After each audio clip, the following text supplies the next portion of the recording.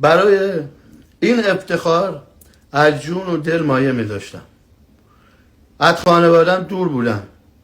به جای اینکه به من فحوش میدادید یا منو مورد هدف فحوش هاتون قرار میدادید، میتونستید به من روحیه بدید.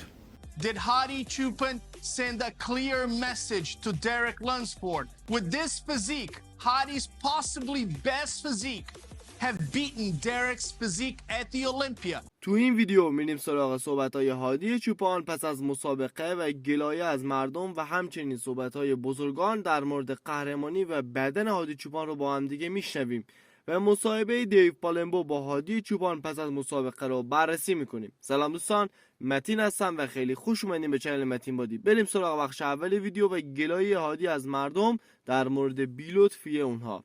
همونطور که میدونید هادی چوپان تبلیغ شرکت کورش کمپانی رو انجام داد، شرکتی که پول مردم رو بالا کشید و فرار کرد. البته فقط هادی چوپان نبود که توی تله افتاد و تبلیغ کرد، بلکه بسیاری از سلبریتی ها نیز تبلیغ این شرکت رو انجام دادن و مردم طی این ماجرا از هادی دلخور شدن و نسبت به هادی چوپان فحاشی کردن و گفتن که با پول تبلیغ کورش کمپانی قهرمان شدی. من خارج از کشور داشتم. برای این افتخار از جون و دل مایه می داشتم. از خانوادم دور بودم. به جای اینکه به من فحوش میدادید یا منو مورد هدف فحوش هاتون قرار میدادید، میتونستید به من روحیه بدید. من زیر بال منت هیچ مسئولی یا شخصی یا شرکتی تا امروز نبودم. کاش قبل از این که منو به عنوان اون شخصیت و حرفایی که میخوندید یکم فکر میکردید. میگفتی این ورزشکار یک عمر روی پای خودش بدون منت هیچ شخصی توی دنیا داره خودشو دوئل میکنه. جوونشو گذاشت، دردار کشید، خانوادهشو دور، بچه هاش بزرگ شدن نفهمیدن بزرگ شدن. کاش که میفهمیدید که قبل از این که به من توهین کنید یا به من تهمت بزنید یکم فکر بکنید. و من اون تبلیغاتی رو که کردم برای جیبم نبود. من شغلی که درونشم هزینه‌اش روزانه 1000 برابر تبلیغات کورش کمپانی میشد باشه. یکم فکر بکنید.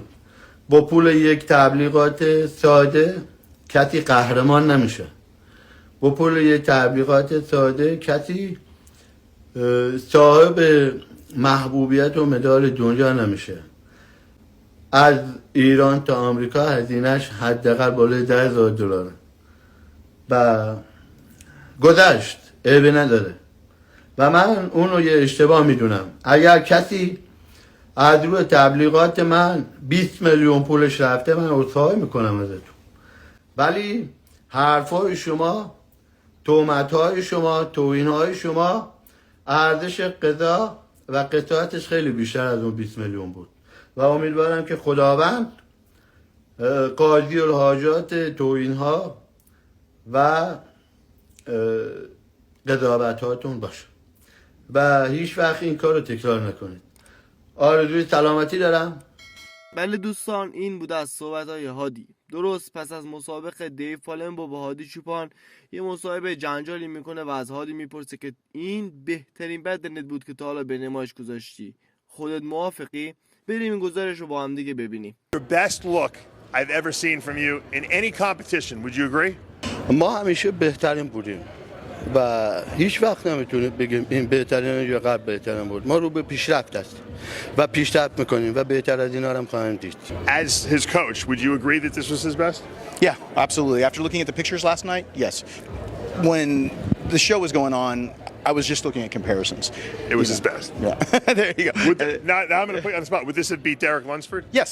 Yes, I agree. Yeah. I mean, it's not a doubt. Yeah. But again, Derek's now going to bring out his best, right? So he's going to be able to now level up as well. در ادامه هادی میگه همه پرورش اندام مدیون آرنولد هستن، چون اکثرا اگر امروز ورزش کنن به دلیل فیلم های آرنولد بوده.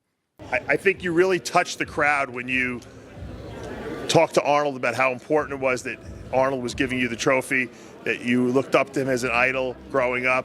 خب آرنولد تنها قهرمانی بود که هم قهرمان بود، هم محبوب بود و هم توی سینما ما میتونستیم ورزشمون رو نگاه کنیم. زمانی که آرنولد فیلم‌هاشو میداد بیرون، هر قهرمانی نبود که ما بتونیم قهرمان مورد نظرمون ببینیم و نصف مردم دنیا که امروز ورزشکارن به خاطر فیلم‌های آرنولد که دیدن شیفته این ورزش شدن و همه پرورش‌دهنده مدیون آرنولد باید باشه.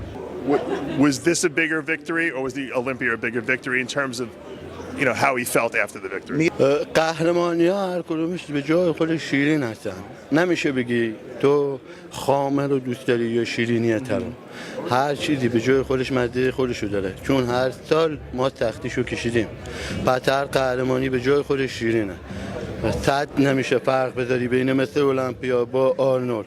جفت شیرین هستن. اینجا باید بگم دیو پالن با قبل از مسابقه پیش بینی کرده بود که هادی چوپان قهرمان میشه. دیو گفت من سمسون رو خیلی دوست دارم و میخواستم که اون قهرمان بشه چون رفیقمه، اما سمسون در مقابل هادی چوپان صاف به نظر میومد. And as expected, the men's open class is going to come down to between Hadi and Samson. How did you see it?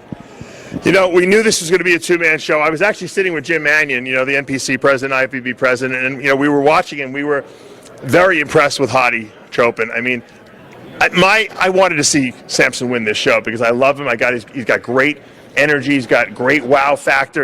He just didn't bring it tonight. And you know what? I know a lot of guys on the live stream couldn't see it the way we saw it because we were sitting very close. But Samson was kind of smooth, especially from behind. Hadi was like a piece of granite. I got to take my hat off to the guy. The guy did his homework. He came in here and he dominated. I don't even think it's close, to be honest with you. دیو پالن با همون چه به پریجاژین گفته بود که هادی با رأی اکثر پیروز میشه و گفت سمسون نباید اینطور آبدار در مقابل هادی ظاهر میشد. The only way Samson beats Hadi is to bring conditioning. He doesn't need Hadi's conditioning. He needs conditioning. He didn't have glutes and hamstrings. His midsection was kind of a little washed out.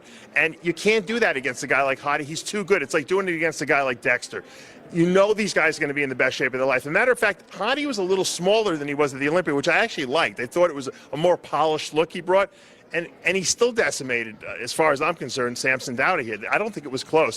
And I don't even know if Samson could do anything in the next 24 hours to come back from that because I think Hadi won with probably unanimous first place vote. What impressed you most about what you saw tonight from Hadi that maybe you didn't quite see at the Olympia a couple of months ago? From the front, his midsection, his obliques, and his pecs are so crazy dry and freaky striated that, you know, no one in the lineup was even close to him conditioning-wise. And there were a lot of guys conditioned well. He has that advantage. He has the ability to get very hard. And if you're going to beat this guy, you better bring your best. And the only person with the tool set to beat him is Samson. And Samson just didn't bring what he needed today. Now, I don't think there's anything he's going to be able to do overnight to redeem himself. But, I'd love to see him come back a lot better tomorrow. خب همونطور که میدونید آرنولد شوالتزنگر جایزه مسابقه آرنولد کلاسیک رو تا $500,000 برای سال 2025 افزایش داد. You know the winning prize for the Olympia is $400,000 and I don't feel obliged anymore with the rules. So we're going to go up to $500,000 for the winner next year for the Arnold Classic.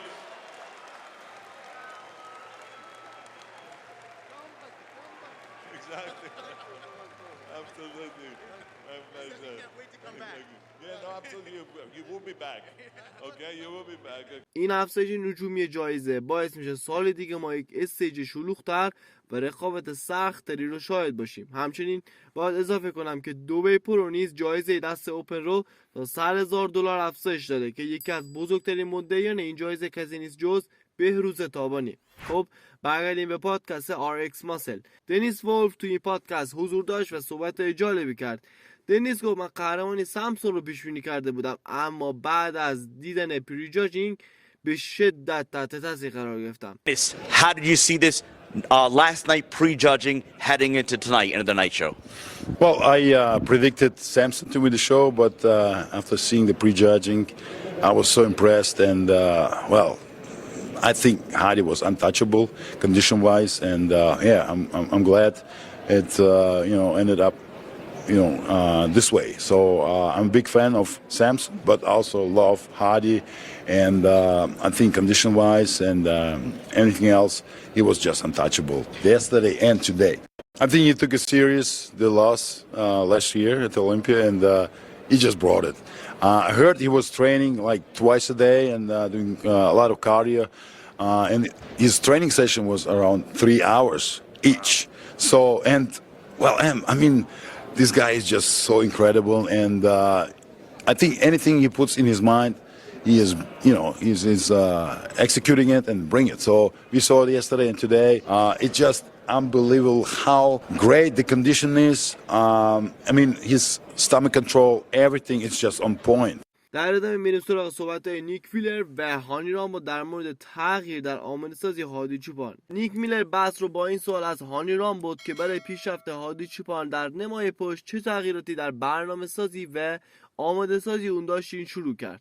What did you do differently with Hadi for this prep to improve the back shots? Because clearly that was the deciding factor at the Olympia between Derek and Hadi was the back poses. And I felt that watching this, Hadi had clearly improved from the back. So what, just in general speak, did you do something differently to focus specifically on that? Honestly, we did several things different for this one. So that was a focus of this? 100%. 100%. There was a focus of it to bring his backside conditioning better. It was a focus of it to try to continue to keep it growing his back because it was one of his weak points early on. Did you work on posing at all? Because I felt like his back lat spread, he opened up wider, it seemed. He looked a lot wider in the back lat spread. We did work on posing as well. And we also worked on just doing things at a level where we could be able to create a little bit more intensity during the workouts instead of just going through and blasting for 2.5 hours that he used to do. And sometimes he would train twice a day.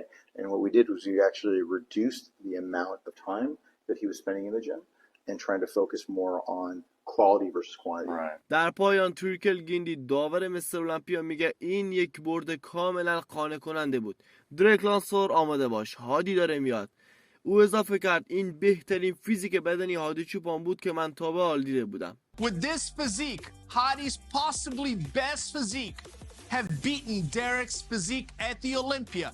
It was a convincing victory. Conditioning, shape, posing. In my opinion, it was Hadi Choopan's best physique ever. He was on fire. He sent a message to Samson Daavuda. You are not going to battle with me and Derek. I'm ahead of you. I'm going to win the show, and the battle is between me and Derek. Incredible performance by Hadi Choopan. Congratulations. خب دوستان این بود از جدیدترین اخبار بدنسازی. لطفا برای حمایت از ما حتما ویدیو رو لایک کنید و چنل رو سابسکرایب داشته باشید تا اخبار روز بدنسازی رو از دست ندید. خیلی ممنون.